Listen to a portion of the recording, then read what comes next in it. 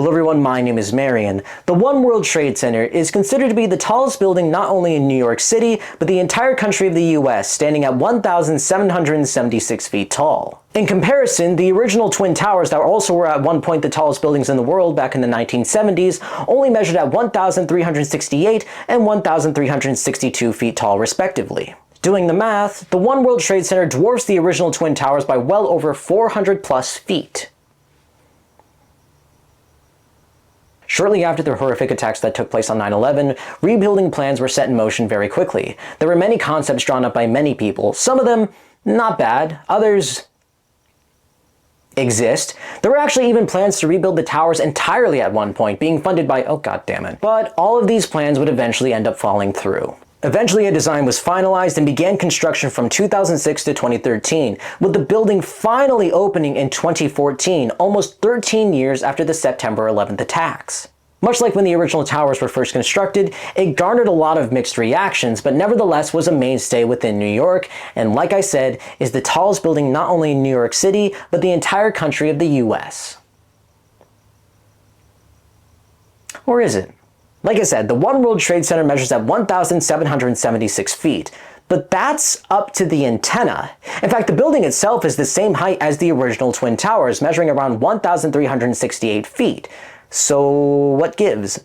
The original North Tower also famously had an antenna that measured around 362 feet tall, which when combined with the building would make it well over 1,730 feet tall, just a mere 36 feet away from the One World Trade Center. But it was never measured with its antenna. In fact, legally, antennas do not count towards a building's height at all. The Council on Tall Buildings and Urban Habitat, yes that's real, clearly states on their website for building height, not including antenna, signage, flagpoles, or any other type of functionally technical equipment. Basically, antennas do not count towards a building's height as they are easily able to be removed, much like a flagpole or any other things on top of buildings. They aren't part of the actual structure of the building and are there for a functional purpose. Just because you put an antenna on top of an already existing building does not make it any taller.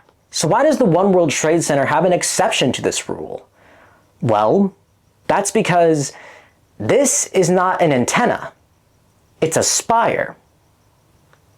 Okay, so what's the difference? Like I said, an antenna is not considered part of the structure as it's a functionally technical piece of equipment that can easily be removed. The spire on top of the One World Trade Center cannot be removed. It is fixed into it. It is part of the structure itself, which means that it counts towards its height. In fact, originally it was supposed to be encased in this white detailed exterior, but they opted to not go for it and instead leave it exposed.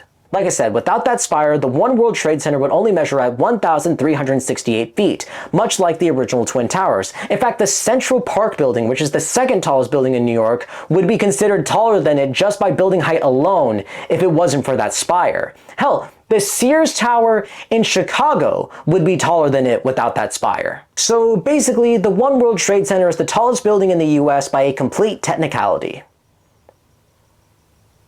Which is kind of fitting for the US, if anything, especially nowadays, to be honest. Also, just a quick side note, other buildings both in the US and around the world have also used this trick as well. So does this mean that the One World Trade Center is forever tainted for being a liar about its height when it's really just tall from its fancy haircut? Well, no. It's still a marvel of a building, technicalities or not. There are so many intricate things that are built within that are direct responses for what happened on that tragic day. The reinforced concrete base and 3-foot concrete walls in critical areas are made to withstand if another terrorist attack were to happen again. The stairwells are pressurized and are made extra wide so that way workers can descend the building while firefighters can make their way up, which was a huge issue during the evacuation. The ventilation system can filter out different hazardous pathogens. Every person and vehicle are scanned extensively for any type of hazardous material. It's a whole thing. Everything that this building stands for, along with the 9/11 Memorial and Museum, come together to pay tribute to those who lost their lives on that tragic day. So when it comes down to it, the One World Trade Center not only represents great architecture, but the resilience of people. The resilience to keep going, even when life makes us face some of the most horrifying and paralyzing things that we could possibly see or even fathom. But that resilience to still get back up and have enough willpower to trudge on and continue living, if anything, is the best part about it. Thank you to everyone who watched this video. I hope you all enjoyed it.